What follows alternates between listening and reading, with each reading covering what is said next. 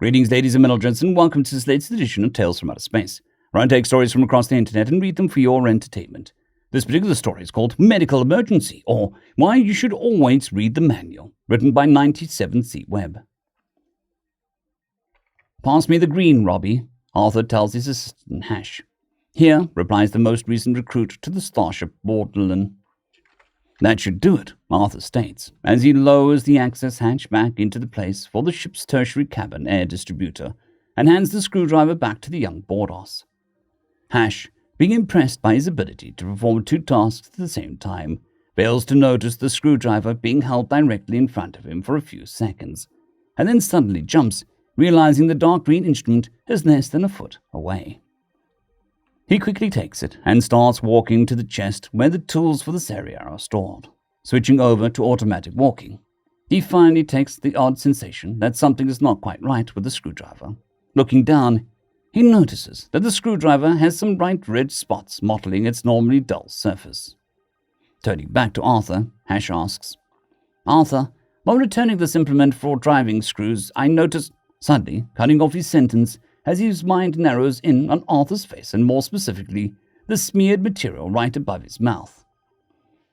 Finally, remembering that people excrete bright red material when in distress, as it means their insides are now partially outside, he panics and freezes with his mouth still partly around the words he was just saying. What is wrong? Asks Arthur, slightly puzzled by the sudden lockup in his latest recruit. Feeling a little weirded out by the assistant staring, Arthur eventually waves his arm in front of Hash's face. At this moment, he feels a drop of fluid slide from the right lip, hit the corner of his mouth and fall. At this motion, Hash finally unlocks, seeing that the level of red excretion hitting the critical point where the ship's artificial gravity takes effect and pulls it down into the deck. His mind finally goes into full overdrive mode. He suddenly dives at Arthur to try and tackle him to the ground. Arthur, being slightly confused by the reaction he just saw, fails to dodge Hash's tackle and is knocked backwards into the wall and onto the ground. What was that for? Hash, slightly stunned by the impact of the human, then bolts for the next medical alert panel. At this point, Arthur finally tastes the all-too-familiar rusty penny flavor that every person knows. Oh, great, he states as he finally senses what has occurred, finally realizing that Hash is running a full sprint to the medical panel. Arthur gets up and runs towards him, quickly catching up. Hash, still focusing on the single task at hand, finally picks up the movement and decides to dive into the medical alert panel, just as Arthur tries to grasp his back. Both Arthur and Hash careen into the wall at high speed, caused by each other colliding. Let go, Hash exclaims. Don't push the button, Arthur yells back, while still being squished by the 2.5-meter-tall tank. I have to. You are hurt. I am not. Yes, you are. I am not. Hash, with every muscle in his body, springs up and presses the large red button at the wall, immediately setting off a high-pitched shriek throughout the entire ship. Arthur continues to try and get Hash off of him, as Hash continues to try and pin him down so the emergency medical team can arrive. Seconds later, a siren and heavy, quick footsteps are heard rapidly approaching Hash's position. Over here! I can't hold him down for much longer, Hash exclaims. Suddenly, two more Bordos, dressed in dark blue, arrive, pushing a large bed with 10 computers connected to it. 3 Bordos together restrain and place Arthur onto the bed and immediately start opening the emergency cauterizer. I'm not hurt, it's just he exclaims Arthur as he is hurtled through the halls of the ship and being stabbed with a bunch of needles rising from the surface of the bed. Arriving at a very small medbay, Hash is escorted to the very dim, sterile waiting area, which is currently empty. As Hash sits, he sees another 2 doctors, also dressed in dark blue, rush past, followed quickly by another Bordos dressed in somber black, and hair looking like they just came from cleaning pods. The doctors surround Arthur, who is in the bed, putting himself into a sitting position. At this moment he coughs, bringing up the blob of blood that acclimated in his throat as he was lying down on the bed. Seeing 4 doctors, and then Bordos dressed in black, he realizes that they think that he is in grave danger. I'm not hurt, just look up section 523763 of care humans labeled non-threatening. It's just there, right there under... No time, rumbles the black one of the doctors. Lie down so that we can heal you. Chaplain Hurst is here in case we cannot treat you. She will read up on your rituals to ensure that you are buried with dignity of your culture. I'm not dying! He's already gone into delusion. He won't be long, replies the third doctor, with all of the bedside manners of the third cycle medical students. I'm all right, just let me be for a few minutes, responds Arthur forcefully.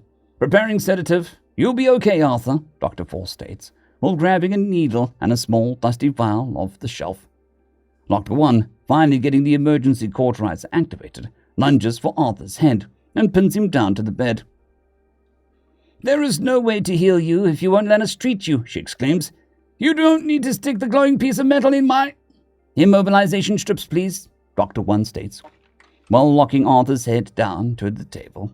After a few more seconds, the doctors finally get the strips down, preventing Arthur from moving, including his head immobilizer.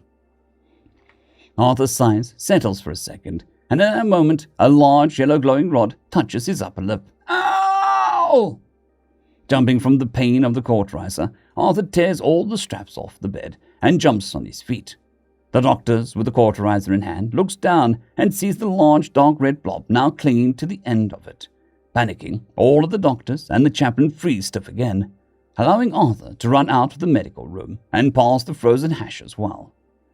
At this point, the medical team unfreezes and initiates lost patient protocol. The entire ship suddenly erupts in a mass panicking as they turn the ship upside down, trying to find Arthur before it's too late. With Arthur being the first human on the Bordos ship, they do not want to return with a dead one. Scouring the ship for over an hour, they finally remember the humans are semi-territorial and prefer to be in familiar spaces when death is upon them. Or something along the lines of that. With this information, the medical team goes to his room, only to find the no entry sign enabled on the door. Must be part of their death rituals, Dr. 2 states to the others. Chaplain Hurst, start researching the way that humans deliver the dead back to their world. We'll come back tomorrow to collect the body. I'll go inform the captain at Arthur's behavior along with his death. Our customary memorial service will be held early tomorrow. In the morning, a message is relayed over the intercom for all on board to meet at GP-1. All attend, wondering what this meeting is supposed to be once they get there. The room is dimly lit, with the glass protectors fully open, but the ship rolled to have it on its dark side. Finally, they see the standard affair of death ritual before them. The entire mood changes within the crowd, and murmurs of sadness, despair, and mourning are spread. Some even start to sing the song of death. A few minutes later, Hash arrives, dressed in full black, and with a quick flourish with his arm, gets the entire crowd to become quiet. The captain of the ship then entered and stood behind Hash, with a somber look in their eyes. Good morning, everyone. I'm Hash, the assistant engineer who worked with Arthur. As you can tell by the atmosphere around us, this is supposed to be the memorial service of Arthur today, but we cannot find his body. A silent murmur tore through the crowd at that moment, as they all started discussing the rarity of this, and trying to remember who saw Arthur last. The captain then stepped forth, saying, Due to the circumstances, I ask all of you to help search for Arthur's body, so that we can continue with our ceremony. The entire crowd murmured in agreement, and quickly divided themselves into looking throughout the ship. Many checked individual quarters, the reactor room, even the panels he was seen working on over the past weeks. Hash, lost and without hope, stumbled into the canteen and sat down in his normal spot with a glass of flavored drink, to help dull the pain. Lost in thought about his missing friend and where he would have gone, he does not notice the other Bordos pacing through the canteen to check other areas of the ship. Still lost in thought, he thinks about the number of times he had heard Arthur sit down and wish he had coffee. Where did everyone find coffee today? I have not seen this much activity on the ship ever. Hash jumped off his seat and nearly hit the ceiling after hearing the all-too-familiar voice. Whoa, calm down. What's going on today? Is it a manic cleaning ceremony? Hash, now recovered from his quick trip to the metal roof, stood frozen at the sight of his friend Arthur, now standing before him. Arthur, seeing him frozen again, goes to wave his arm in front of Hash's face, but then touches his upper lip and checks it again. Nope, no blood this time. Come on, snap out of it. Hash defrosts, and then tears down the nearest hallway, running over more Bordos on the way. Arthur, remembering what happened last time, chases him down and grapples him, causing both to come crashing down, this time with Arthur in control. Slow down there. There is no race unless there is. You don't need to press the medical alert button again. I'm not hurt. At this point, several more Bordos circled around them, and upon seeing Arthur, freeze stiff. Within a minute, about 40 others are around them, and all are still as statues. Arthur, slowing his movements for a moment, hoping that he won't get dogpiled by all of them, loses his grip on Hash, who immediately hits the medical button. As more alarms sound, the doctors arrive, all freeze. Eventually, the captain, who knows the doctors silence the alarms once they get into the med bay, comes down as they know the ship is not large enough. The alarm needs to play for 10 minutes. The captain bellows, "What is the central issue to cause such a commotion at this hour?" As he comes around the corner of the hallway towards Hash, the captain too immediately freezes as soon as he sees Arthur, surrounded by 3/4 of the crew, along with all the doctors and engineering staff. "I'm not hurt," Arthur states, in a quick, muffled voice, and at that time, all of the Bordos defrost and tackle him, carting him off to GP1, at which point the captain and medical team start to ask some questions about human reanimation. "I'm not dead. I'm still alive. I just had a nosebleed." End of story.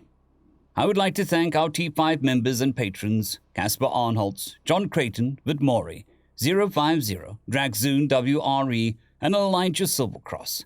Thank you very much.